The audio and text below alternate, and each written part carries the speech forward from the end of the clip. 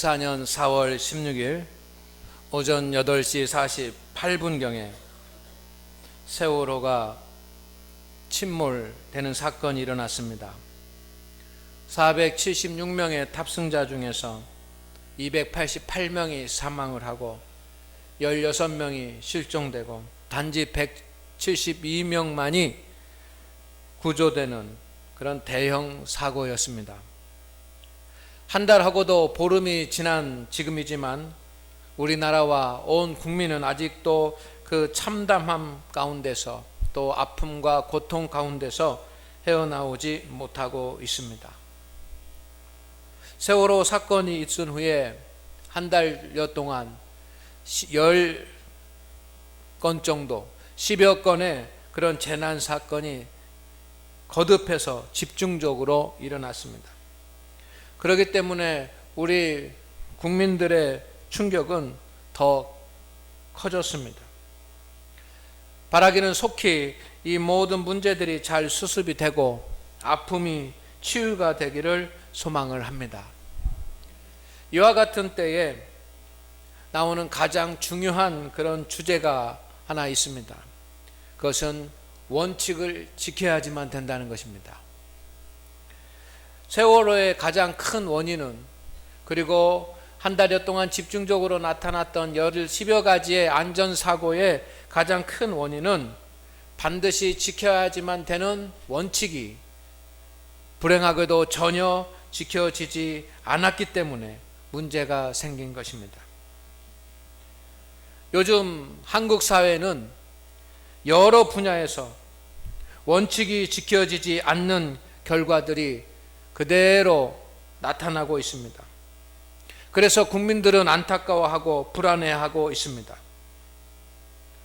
원칙이 지켜지지 않는 것, 그것은 안전 분야에서만 일어나는 일이 아니라 정치, 경제, 사회, 또한 교회에서도 나타나는 일입니다. 원칙을 지키는 일은 정치에서도, 경제에서도, 또 사회에서도, 그리고 교회에서도 원칙을 지켜지는 일은 이루어져야지만 하는 것인 줄로 믿습니다. 원칙은 건물의 기둥과도 같은 것입니다. 원칙이 지켜지지 않으면 모래 위에 지은 집과 같습니다. 그래서 처음에는 괜찮을지 모르지만 시간이 지나고 창수가 나고 바람이 불면 완전히 무너지고 마는 것입니다. 이제 6.4 지방선거가 며칠 앞으로 다가왔습니다. 많은 사람들이 내가 리더자가 되고 내가 지도자가 되겠다라고 그렇게 공약을 합니다. 그러나 중요한 것은 원칙을 지키는 자가 참된 지도자가 되어야 될 줄로 믿습니다. 원칙을 지킬 줄 아는 사람들을 여러분이 뽑아야지만 됩니다. 그것이 지방자치단체이든 아니면 다른 어떤 정부의 요직이든 또 큰 국가의 어떤 대통령이든 누구든지 간에 우리는 이제는 원칙을 지킬 줄 알고 원칙을 지키는 자를 지도자로 뽑을 수 있기를 주의 이름으로 축원을 드립니다. 믿음 생활에서도 마찬가지입니다. 믿음 생활을 하는 모습이 사람마다 다 다르지만 믿음 생활에서도 원칙을 지킬 수 있어야지만 합니다. 오늘 하나님 앞에 예배하는 우리 성도 여러분, 여러분은 믿음 생활을 위해서 어떤 원칙을 가지고 있습니까? 내가 신앙생활 하면서 내가 하나님의 딸이고 하나님의 아들이고 하나님의 자녀이고 내가 평생 또랑 하나님의 말씀을 지키면서 믿음의 길을 가게 될 것인데, 그렇다고 한다면 나는 믿음 신앙생활을 위해서 어떤 원칙을 세워놓고 있습니까? 바벨론의 포로로 끌려간 4명의 소년이 있었습니다. 그들의 조국이 바벨론에 의해서 무너졌습니다. 이스라엘 나라가 불타고 쑥대밭이 되었습니다. 이 4명의 소년들은 부모가 어떻게 되었는지 부모의 생사에 대해서 알지 못하게 됐습니다.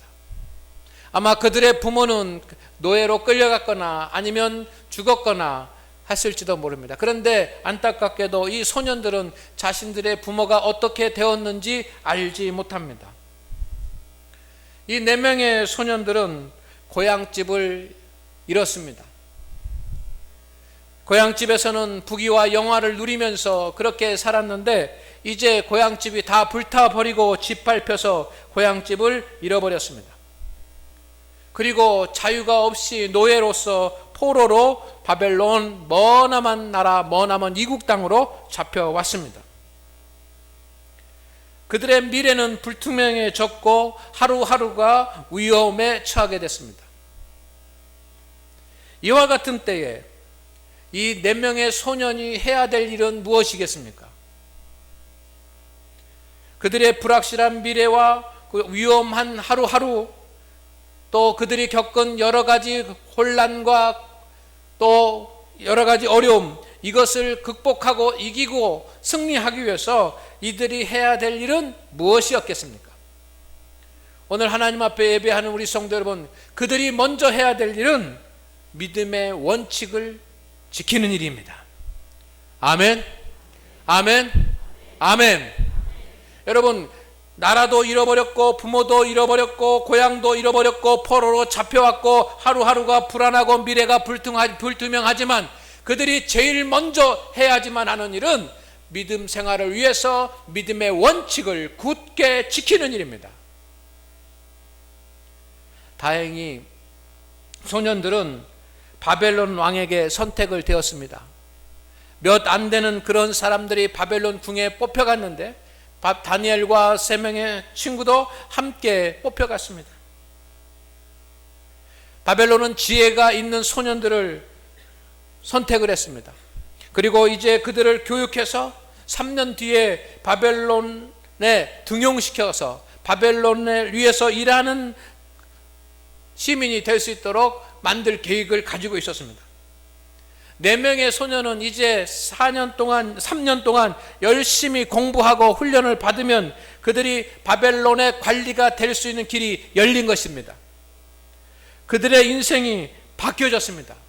위기가 찾아오면 기회가 주어진다는 것처럼, 여러분, 위기가 지나면 기회가 온다라고 하는 것처럼 이 4명의 소년에게 인생이 바뀌는 그런 순간이 왔습니다. 열심히 공부하면 3년 후엔 바벨론의 관리가 돼서 그들은 안정된 그런 생활을 할 수 있었을 것입니다. 여러분, 이와 같은 기회가 주어졌다면, 또한 여러분의 자녀에게 이와 같은 기회가 주어진다면 여러분은 어떻게 하겠습니까? 3년만 꾹 참고 열심히 바벨론의 교육을 받으면 이제 3년 뒤에는 바벨론의 그 관리가 될 수 있는 길이 열렸다라고 한다고 한다면 여러분은 어떻게 하겠습니까? 아마 시키는 대로 해라 라고 할지 모르겠습니다. 시키는 대로. 바벨론의 관리가 될 수 있는 기회가 3년이 지나면 오기 때문에 열심히 공부하고 주는 것 먹고 주는 것 입고 주는 것 마시고 공부시키면 공부하고 참고 인내하고 열심히 시키는 대로 열심히 해라.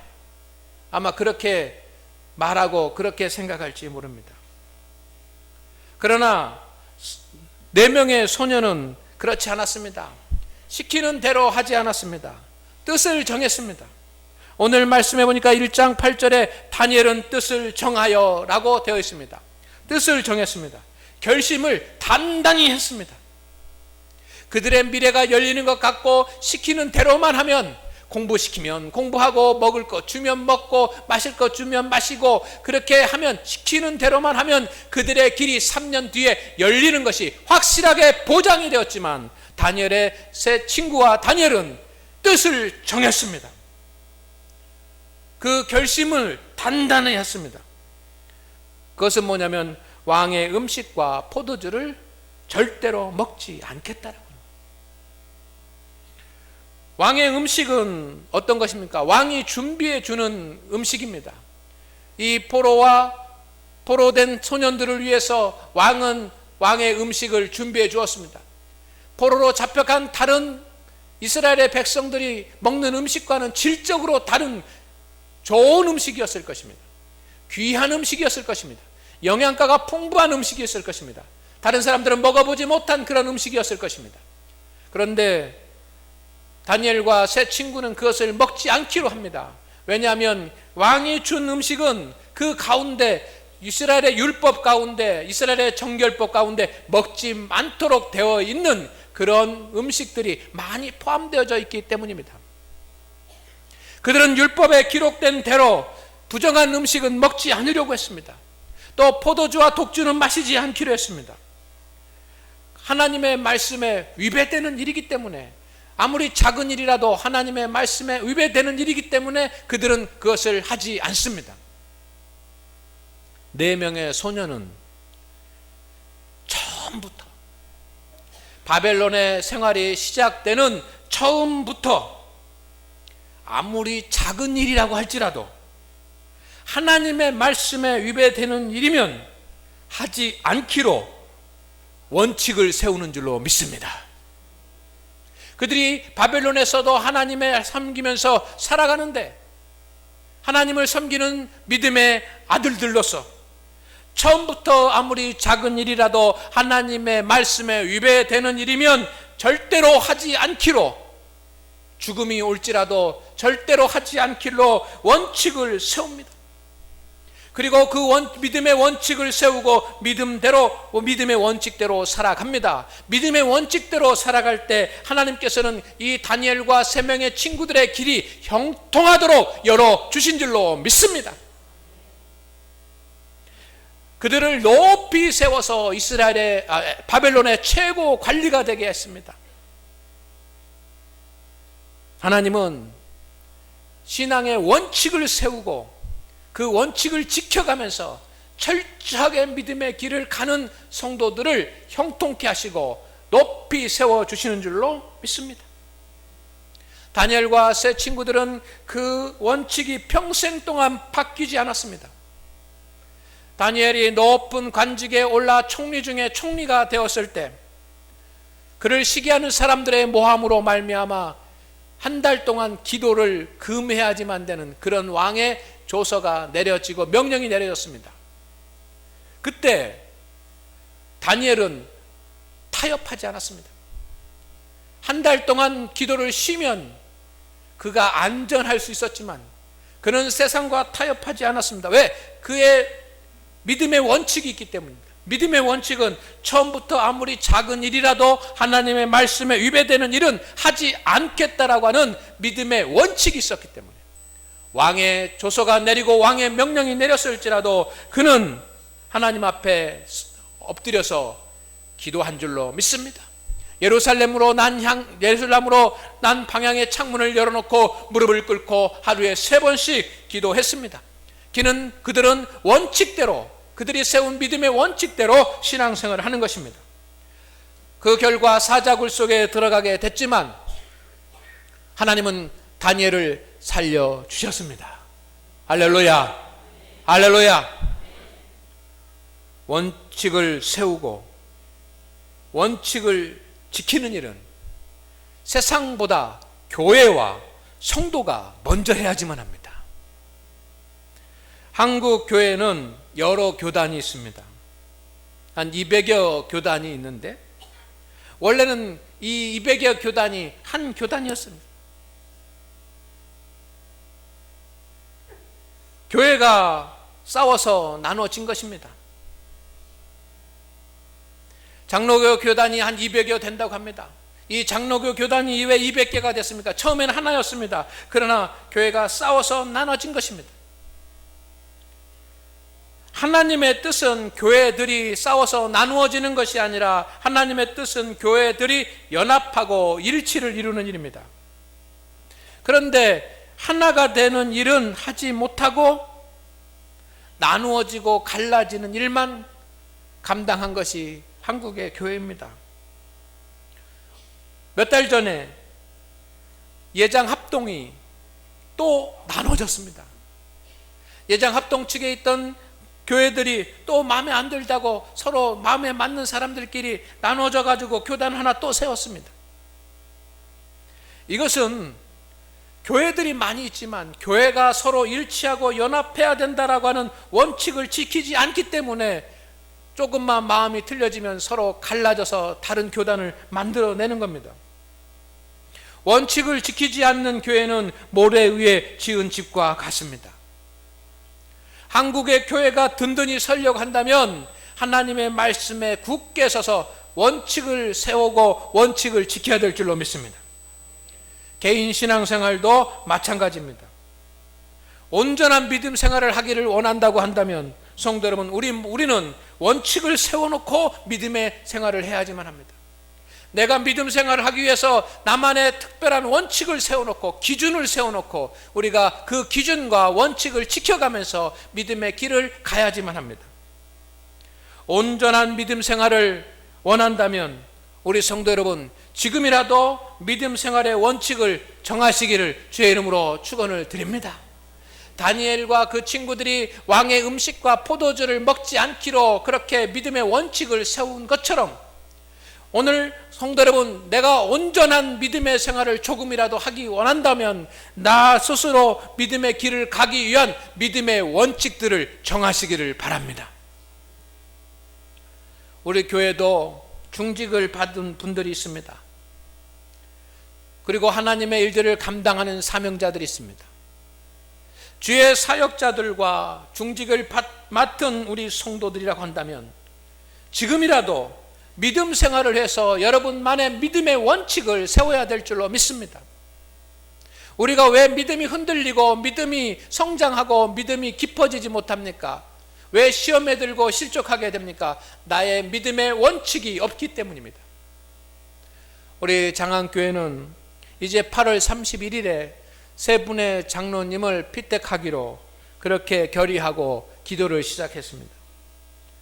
여러분, 지금은 알 수 없지만 누군가가 중직으로 뽑혀질 것입니다.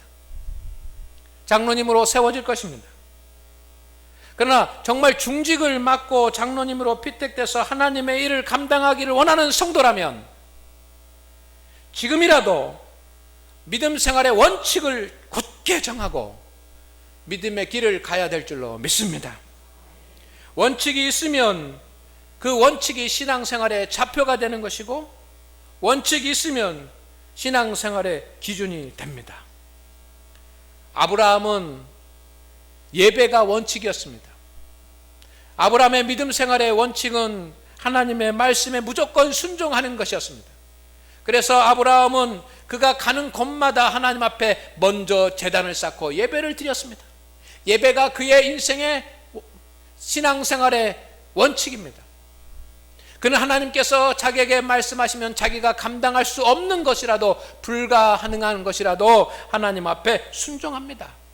이것이 아브라함의 신앙의 원칙입니다. 나는 무조건 예배드리고 무조건 하나님의 말씀에 순종한다. 이것이 아브라함의 원칙입니다. 여러분, 모세는 어떤 큰 일이 있을 때마다 하나님의 산에 올라가서 기도하는 것이 그의 인생의 믿음 생활의 원칙이었습니다. 그는 먼저 세상적인 것으로 판단하지 않았습니다. 그는 세상적인 것으로 구하지 않았습니다. 세상적인 방법을 찾지 않았습니다. 그는 어떤 위급한 일이 있을 때마다 어려운 결정을 내려야 될 때마다 호렙산에 올라가서 주님의 산에 올라가서 하나님 앞에 기도한 줄로 믿습니다. 이것이 모세의 원칙입니다.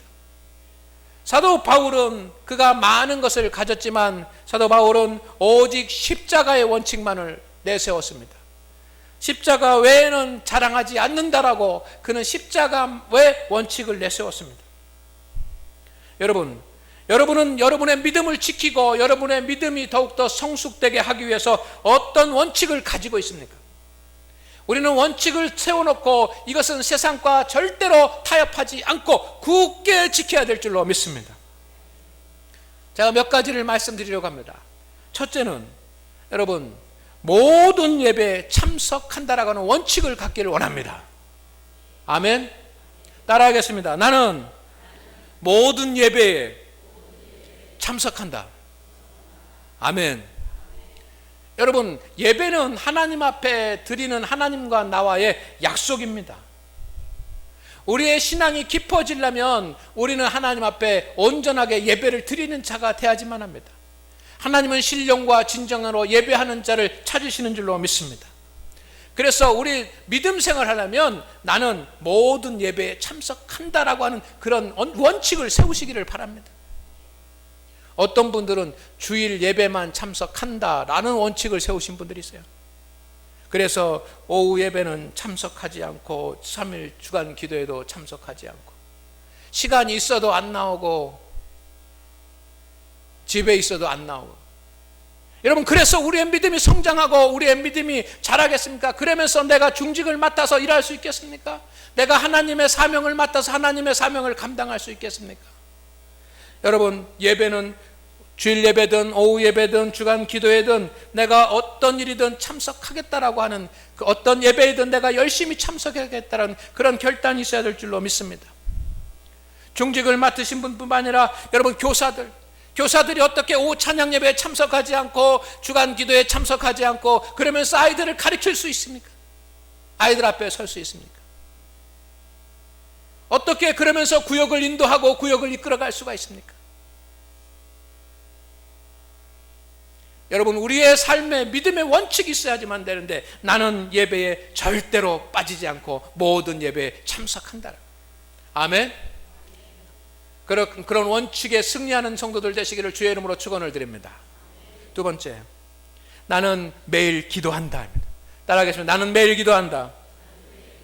새벽 기도회가 되든 개인 기도회가 되든 여러분, 시간과 장소를 정해서 하나님 앞에 기도해야 될 줄로 믿습니다. 기도를 통해서 하나님의 음성을 들어야 될 줄로 믿습니다. 이것이 우리의 믿음의 원칙입니다. 내가 바쁘든지 바쁘지 않든지 내가 정말로 기도할 제목이 있든지 없든지 우리는 하나님 앞에 엎드려서 하나님 앞에 기도하는 기도의 사람이 되어야 될 줄로 믿습니다. 루터는 내가 너무도 바쁘기 때문에 하루에 2시간 이상씩 하나님 앞에 엎드려서 기도한다라고 고백을 했습니다. 믿음의 원칙 두 번째는 우리는 언제든지 하나님 앞에 기도할 수 있는 기도자가 되어야 될 줄로 믿습니다. 세 번째, 하나님의 말씀으로 힘을 얻는 것입니다. 우리는 세상의 어떤 방법과 세상의 것으로 힘을 얻고 세상의 것으로 위안을 얻으려고 하지 마십시오.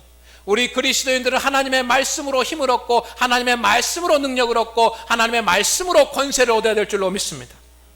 그래서 말씀을 사모하고 말씀에 순종하고 말씀의 기쁨을 누리는 우리 성도들 되시기를 주의 이름으로 축원을 드립니다. 나는 말씀으로 힘을 얻는다. 말씀 붙잡고 말씀을 사모하고 말씀을 깨달음으로 말미암아 말씀을 통해서 힘을 얻는 우리 장안교회 성도들이 되시기를 주의 이름으로 축원을 드립니다. 네 번째는 나는 몸으로 봉사한다.